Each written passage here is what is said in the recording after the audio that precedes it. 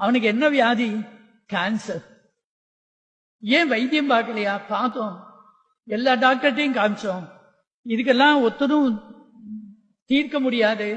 இதை தீர்க்கிறதுக்கு ஒருத்தர் தான் இருக்கா. அவர் பேரு டாக்டர் மார்கன் பேரு. அவர் சிகாகோல இருக்கார். அவர் தான் இதை பண்ண முடியும்.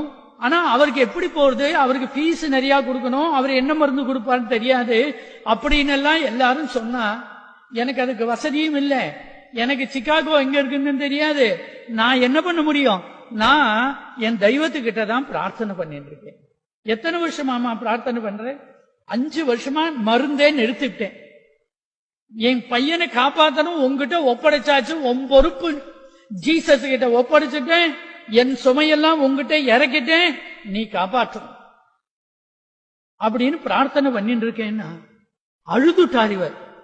பத்தியா, இவளுடைய பிரார்த்தனை எங்கோ இருந்த அந்த மார்க்கன் டாக்டரை எங்கேயோ பயணம் பண்ண வச்சு எங்கேயோ இறக்கி இவர் வீட்டுக்கு கொண்டு வந்ததே சார். இதை விட என்ன பிரத்யட்சமான பிரமாணம் நமக்கு வேணும்? அந்த தெய்வம் இருக்கு, நம்முடைய பிரார்த்தனை அது கேட்கறது, அது நடத்தி வைக்கிறதுனாக்க இது எதுவும் அன்னைக்கு புராண காலத்து கதையே இல்லை. இப்ப இந்த நூற்றாண்டுல இப்போ 5 வருஷத்துக்குள்ள 3 வருஷத்துக்கு முன்னாடி நடந்தது.